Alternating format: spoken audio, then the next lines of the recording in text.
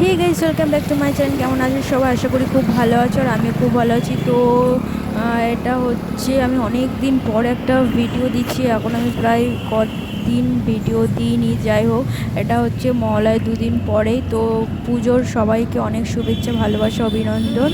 আর আমি গেছিলাম আমার বরের সাথে ঠাকুর দেখতে, কারণ এই সব প্যান্ডেলগুলোতে প্রচণ্ড পরিমাণে ভিড় হবে পঞ্চমীর দিন থেকে। তাই ঠাকুর দেখা মানে খুব কষ্ট করে দেখতে হবে। তাই আমরা প্রায় প্রত্যেক বছরই এরকম মহালয়ার পরের দিন থেকেই চলে যাই ঠাকুর দেখতে। আর প্রচণ্ড পরিমাণে জল, প্রায় এক হাঁটু পরিমাণে জল। তাও লোকে দেখো কেউ চুড়িদার প্যান্ট গুটিয়ে সব নেমে পড়েছে জলে, কারণ ঠাকুর দেখতে হবে। বছরে একবারই আসে ঠাকুর, আমাদের মা দুর্গা, আর তাকে দেখতে যাব না এমন তো হয় না। তো আমরা চলে গেছিলাম শ্রীভূমিতে, প্রায় এক হাঁটু জল পেরিয়ে চলে গেলাম শ্রীভূমিতে। আর এটা হচ্ছে শ্রীভূমির প্যান্ডেল। আর শ্রীভূমির প্যান্ডেল ঠাকুর নিয়ে কোনো কথা হবে না, জাস্ট অসাধারণ। আর তারপরে আমরা দুজনে একটু সেলফি তুলে নিলাম।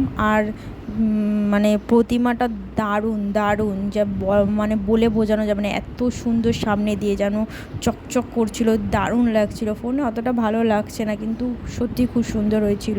আর এটা হচ্ছে দক্ষিণদারিতে।